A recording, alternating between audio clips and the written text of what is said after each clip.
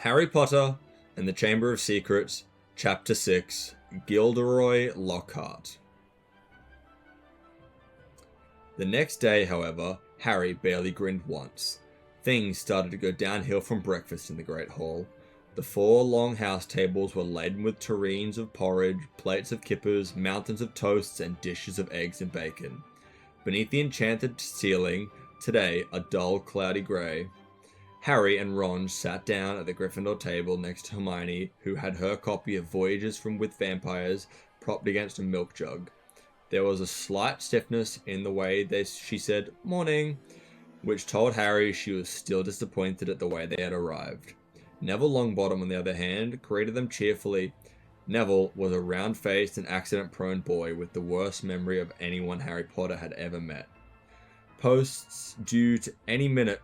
I think Gran's sending a few things I forgot. Harry had only just started his porridge when, sure enough, there was a rushing sound overhead and 100 or so owls steamed in, circling the hall and dropping letters and packages into the crowd. A big, lumpy parcel bounced off Neville's head, and a second later, something large and grey fell into Hermione's jug, spraying them all with milk and feathers.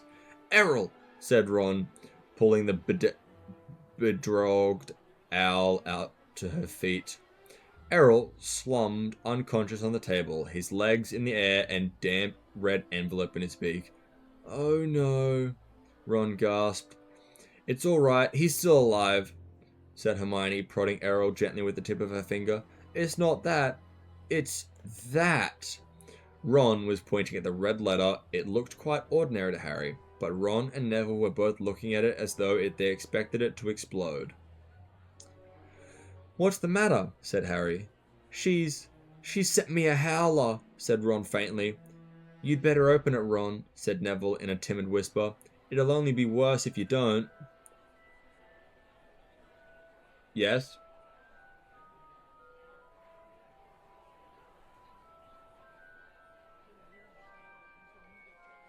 I didn't have time to get a cupcake, Karma.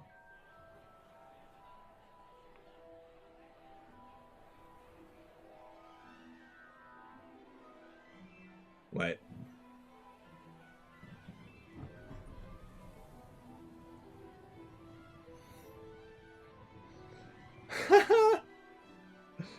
That's awesome. I love that. Sorry, guys. It's just so I can see. Back to reading. I'll explain the cupcake after I finish reading my chapter. "What's a howler?" he said, but Ron's whole attention was fixed on the letter, which had begun to smoke at the corners. "Open it," Neville urged. "It'll be over in a few minutes." Ron stretched out a shaking hand, eased the envelope from Errol's beak, and slit it open. Neville stuffed his fingers into his ears. A second later, Harry knew why. He thought for a moment it exploded. A roar of sound filled the Great Hall, shaking dust from the ceiling. "Stealing the car? I wouldn't have surprised if they expelled you. You wait till I get a hold of you. I don't suppose you stopped to think when your father and I went through when we saw it had gone." Mrs. Weasley yelled 100 times louder than she usually made. The plates and spoons rattled on the table, and echoing deafeningly on the stone halls. People throughout the hall were swiveling around to see who had received the howler, and Ronk sank so low into his chair that only his crimson forehead could be seen. "Letter from Dumbledore last night. I thought your father would die of shame. We didn't bring you up to behave like this. You and Harry could have both died." Harry had been wondering when his name was going to crop up. He tried very hard to look as though he couldn't hear the voice that was making his eardrums throb. "Absolutely disgusting. Your father's facing an inquiry at work. It's entirely your fault, and if you put another toe out of line, we'll bring you straight back home." A ringing silence. The red envelope, which was dropped from Ron's hands, burst into flames and curled into ashes. Harry and Ron sat stunned, as though a tidal wave had passed over them. A few people laughed, and gradually a babble of talk broke out. Hermione closed Voyage with the Vampires and looked down at the top of Ron's head. Well, I don't know what you expected, Ron, but you... Don't tell me I deserved it, snapped Ron. Harry pushed his porridge away. His insides were burning with guilt. Mr. Weasley was facing an inquiry at work, after all Mr. and Mrs. Weasley had done for him over the summer.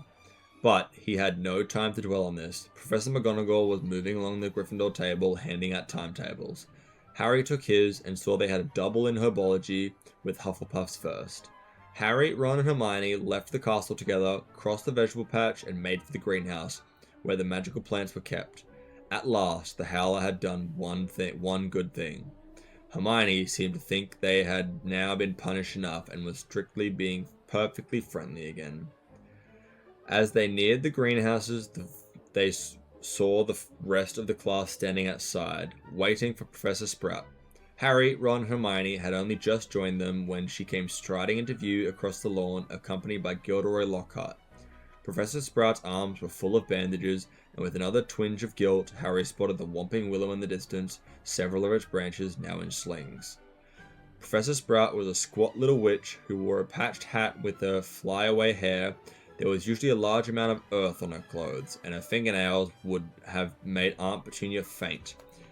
Gilderoy Lockhart, however, was immaculate in sweeping robes of turquoise, his golden hair shining under a perfectly positioned turquoise hat with gold trimming.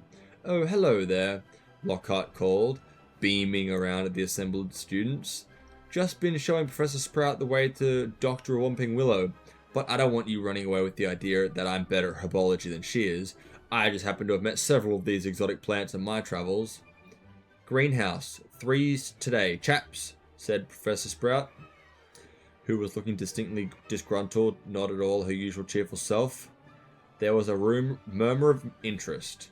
They had only ever worked in Greenhouse 1 before. Greenhouse 3 housed far more interesting and dangerous plants. Professor Sprout took a large key from her belt and unlocked the door. Harry caught a whiff of damp earth and fertilizer mingling with the heavy perfume of some giant umbrella-sized flowers dangling from the ceiling. He was about to follow Ron and Hermione inside when Lockhart's hand shot out. "Harry, I've been wanting a word. You don't mind if he's a couple minutes late, do you, Professor Sprout?"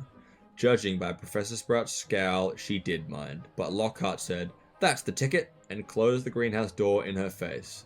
"Harry," said Lockhart, his large white teeth gleaming in the sunlight as he shook his head. "Harry, Harry, Harry." Completely unpleased, Harry said nothing. "When I heard, well, of course, it was all my fault. Could have been kicked out myself." Harry had no idea what he was talking about. He was about to say so when Lockhart went on. "Don't know when I've been more shocked. Flying a car to Hogwarts. Well, of course. I knew at once that you'd done it. Stood out a mile. Harry, Harry, Harry." It was remarkable how he could show every one of his brilliant teeth even when he wasn't talking. "Gave you a taste of publicity, did I?" said Lockhart. "Gave you the bug. You got onto the front page of the paper with me and you couldn't wait to do it again." "Oh no, Professor. See, Harry, Harry, Harry," said Lockhart, reaching out and grasping his shoulder. "I understand. Natural to want a bit more than once you've had the first taste, and I blame myself for giving you that, because it was bound to go to your head. But you see, young man, you can't start flying cars to try and get yourself noticed. Just calm down, alright? Plenty of time for all that when you're older. Yes, I know what you're thinking. It's alright for him, he's an internationally famous wizard already. But when I was 12, I was just as much of a nobody as you are now. In fact, I'd say I was even more of a nobody. I mean, a few people have heard of you, haven't they? All that business with he who must not be named." He glanced at the lightning scar on Harry's forehead. I know, it's not quite as good as winning Witch's Weekly Most Charming Smile award 5 times in a row, as I have. But it's a start, Harry, it's a start." He gave Harry a hearty wink and strode off. Harry stood stunned for a few seconds. Then, remembering he was supposed to be in the greenhouse, he opened the door and slid inside. Professor Sprout was standing behind a trestle bench in the center of the greenhouse. About 20 pairs of different colored earmuffs were lying on the bench. When Harry had taken his place between Ron and Hermione, she said, We'll be repotting mandrakes today. Now, who can tell me the properties of a mandrake? To nobody's surprise, Harry's hand was the first to shoot up into the air. Mandrake or mandaraga is a powerful restorative, she said, sounding as though she had swallowed the textbook. It is used to return people who have been transfigured or cursed to their original state. Excellent! 10 points to Gryffindor, said Professor Sprout. The mandrake forms an essential part of the most antidotes. It is also, however, very dangerous. Who can tell me why? Hermione's hand narrowly missed Harry's glasses as it shot up again. The cry of a mandrake is fatal to anyone who hears it, she said promptly. Precisely. Take another 10 points, said Professor Sprout. Now, the mandrakes we have here are all very young. She pointed to a row of deep trays as she spoke, and everyone shuffled forward to get a better look. 100 or so tufty little plants, purplish green in colour, were rising there in rows. They looked quite unremarkable to Harry, who didn't have the slightest idea what Hermione meant by cry of the mandrake. Everyone take a pair of earmuffs, said Professor Sprout. There was a scramble as everyone tried to seize a pair that wasn't pink and fluffy. When I tell you to put them on, make sure your ears are completely covered, said Professor Sprout. When it is safe to remove them, I will give you the thumbs up. Right? Earmuffs on. Harry snapped the earmuffs over his ears. They shut out the sound completely. Professor Sprout put a pink, fluffy pair over her own ears, rolled up the sleeves of her robes, grasped one of the tufty plants firmly, and pulled hard. Harry let out a gasp of surprise that nobody else could hear. Inside, instead of roots, a small, muddy, and extremely ugly baby popped out of the earth. The leaves were growing right out of its head. He had pale green, malted skin, and was clearly bawling at the top of his lungs. Professor Sprout took a large pot plant from under the table and plunged the mandrake into it, burying him in a dark, damp compost until all but the tufted leaves were visible. Professor Sprout dusted off her hands, gave them all the thumbs up, and removed her own earmuffs. As our mandrakes are only seedlings, their cries won't kill yet, she said calmly, as though she'd done nothing more than exciting than water a begonia. However, they will knock you out for several hours, and I'm sure none of you want to miss your first day back. Make sure your earmuffs are on securely in place while you work. I will attract your attention when it is time to pack up. 4 to a tray. There was a large tray of pots here. Compost to the sacks over there, and be careful of the venomous tarantula, it's teething. She took a sharp slap to a spiky, dark red plant as she spoke, making it draw its long feelers that had been itching sneakily over her shoulder. Harry, Ron, and Hermione were joined at the tray by a curly-haired Hufflepuff boy Harry knew by sight but had never spoken to. Justin Finch Fletchley, he said brightly, shaking Harry's hand. Know who you are, of course, the famous Harry Potter. And you're Hermione Granger, always topping everything. Hermione beamed, as if she had her hand shaken too. And Ron Weasley. What's that, your flying car? Wasn't that your flying car? Ron didn't smile. The Howler was obviously still on his mind. The Lockhart something, isn't she? Said Justin happily, as they began filling the pot plants with dragon dung compost. Awfully brave chap. Have you read his books? I'd have died of fear if I'd been cornered in a telephone box by a werewolf, but he'd stayed cool and zap. Just fantastic. My name was down for Eton, you know. I can't tell you how glad I am I came here instead. Of course, Mother was slightly disappointed, but since I made her read Lockhart's books, I think she began to see how useful it is to be a fully trained wizard in the family. After that, they didn't have much chance to talk. Their earmuffs were back on, and they needed to concentrate on the mandrakes. Professor Snape had made it look super easy, but it wasn't. The mandrakes didn't like coming out of the earth, but didn't seem to want to go back in either. They squirmed, kicked, flailed their sharp little fists, and gnashed their teeth. Harry spent 10 whole minutes trying to squash a particularly fat one into a pot. By the end of class, Harry, like everyone else, was sweating, aching, and covered in earth.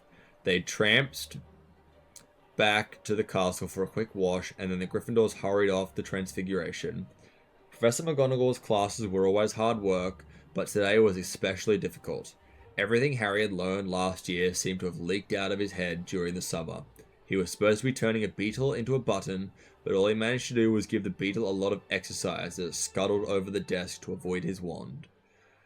Ron was having far worse problems. He had patched up his wand with some borrowed sellotape, but it seemed to be damaged beyond repair.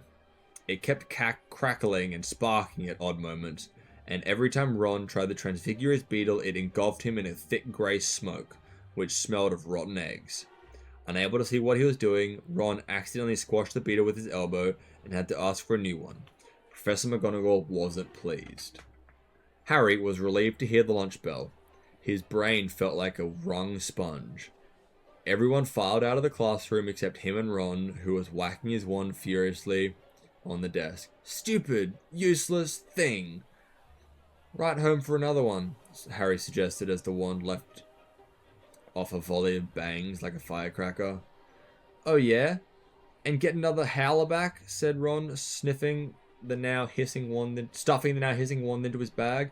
It's your own fault your wand snapped. They went down to lunch, where Ron's mood was not improved by Hermione showing them the handful of perfect coat buttons she had produced in Transfiguration. What do you got this afternoon? Said Harry hastily, changing the subject. Defense against the dark arts, said Hermione at once. Why?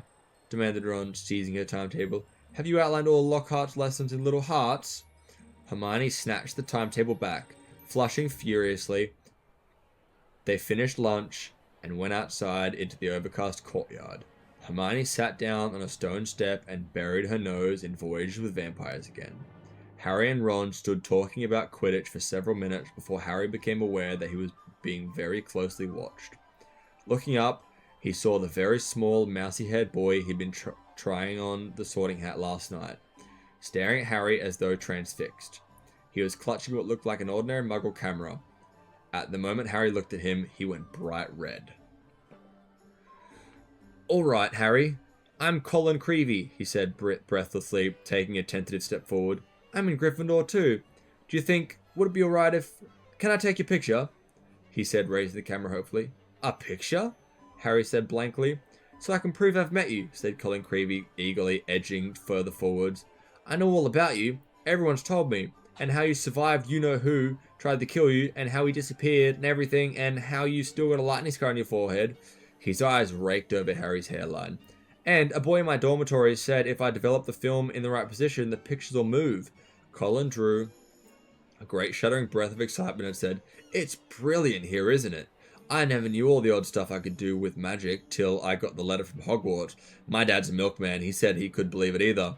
So I'm taking loads of pictures to send to him, and it'll be really good if I had one of you. He looked imploringly at Harry.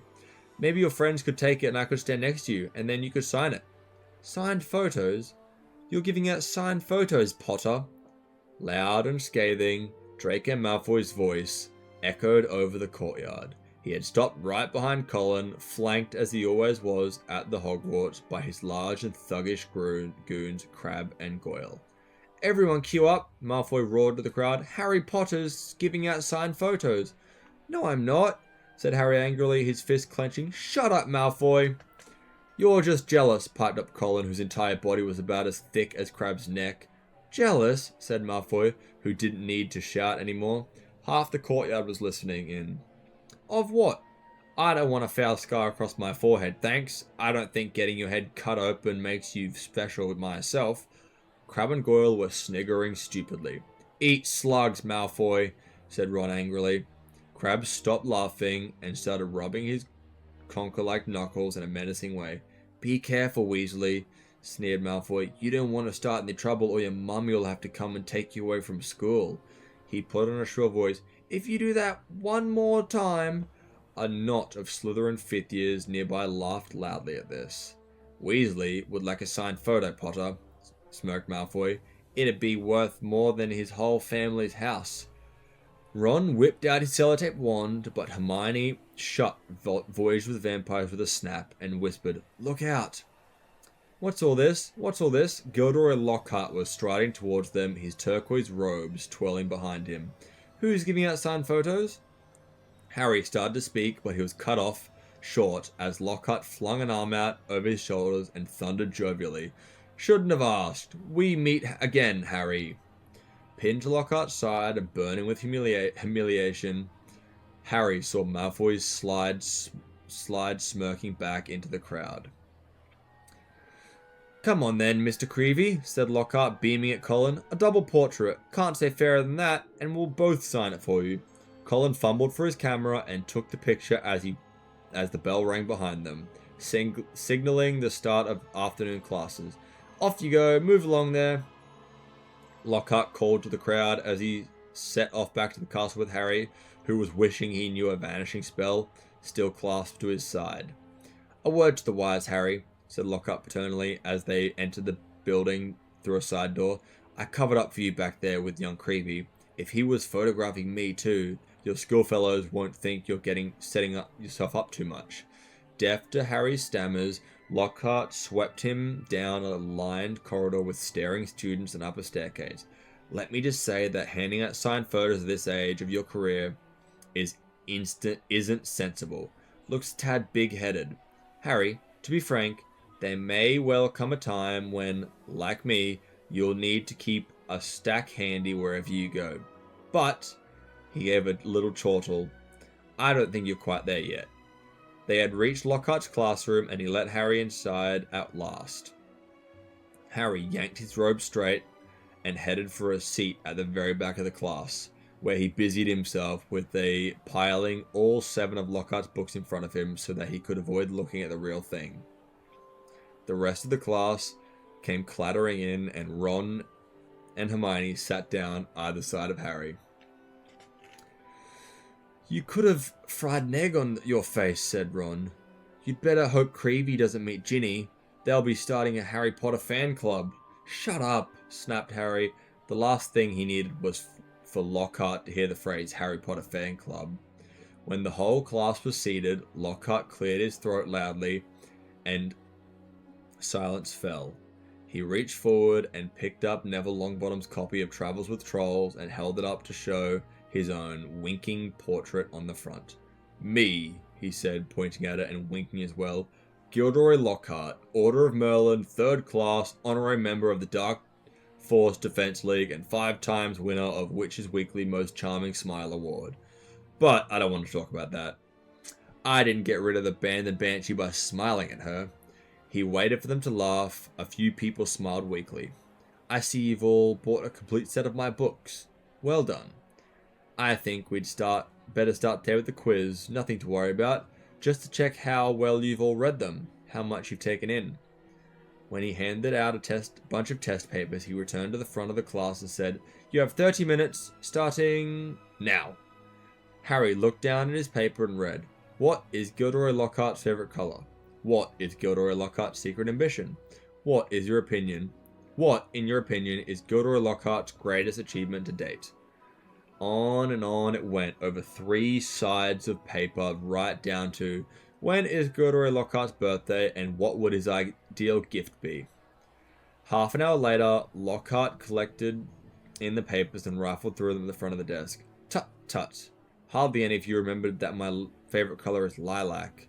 I say so in A Year with a Yeti, and a few of you need to read Wanderings with Werewolves more carefully. I clearly state in Chapter 12 that my ideal birthday gift will be harmony between all magic and non-magic peoples, though I wouldn't say no to a large bottle of Ogden's Old Fire Whiskey.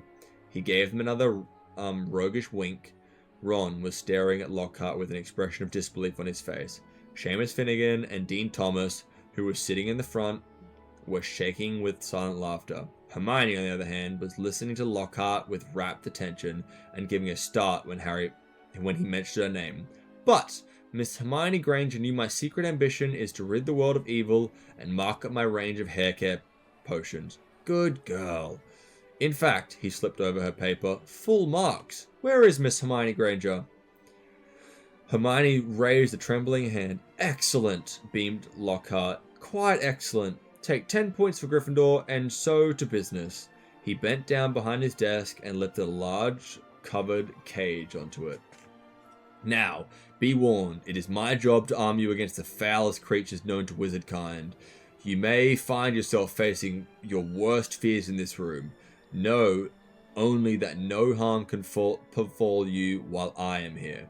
All I ask is that you remain calm." In spite of himself, Harry leaned forward in his pile of books for a better look at the cage. Lockhart placed a hand on the cover. Dean and Seamus had stopped laughing now. Neville was cowering in the front row. "I must ask you not to scream," said Lockhart in a low voice. "It might provoke them." As the whole class held out its breath, Lockhart whipped off the cover. "Yes," he said dramatically. "Freshly caught Cornish pixies." Seamus Finnegan couldn't control himself. He let out a snort of laughter which even Lockhart couldn't mistake for a scream of terror. "Yes?" he said, smiled at Seamus. "Well, they're not very dangerous, are they?" Seamus choked. "Don't be so sure," said Lockhart, waggling a finger annoyingly at Seamus. Devilishly tricky these little blatters can be." The pixies were electric blue and about 8 inches high, with pointed faces and voices so shrill it was like listening to a lot of budgies arguing. The moment the cover had been removed, they had started jabbering and rocketing around, rattling the bars and pulling bizarre faces at the people nearest them. "Right then," said Lockhart loudly, "let's see what you make of them," and he opened the cage. It was pandemonium. The pixies shot out in every direction like rockets. 2 of them seized Neville by the ears and lifted him into the air. Several shot straight through the window, showering the back row with broken glass. The rest proceeded to wreak havoc more effectively than a rampaging rhino. They grabbed ink bottles and sprayed the class with them, shredded books and papers, tore pictures from the walls, upended the waste bin, garbage bags and books, and threw them out of the smashed window. Within minutes, half the class was sheltering under desks and Neville was swinging around from the candelabra in the ceiling. "Come on now, round them up, and round them up." "They're only pixies," Lockhart shouted. He rolled up his sleeves, brandishing his wand, and bellowed, "Pescapici Petroni!" It had absolutely no effect. One of the pixies seized Lockhart's wand and threw it out the window too. Lockhart gulped and dived under his own desk, narrowly avoiding being squashed by Neville, who fell a second later as the candelabra gave way. The bell rang and there was a mad rush towards the exit. In the relative calm that followed, Lockhart straightened up, caught sight of Harry, Ron, and Hermione, who were almost at the door, and said, "Well, I'll ask you 3 to nip the rest of them back into their cage." He swept past them and shut the door behind them quickly. "Can you believe him?" roared Ron, as one of the remaining pixies bit him painfully on the ear. "He just wants to give us some hands-on experience," said Hermione, immobilizing 2 pixies at once with a clever freezing charm and stuffing them back into their cage.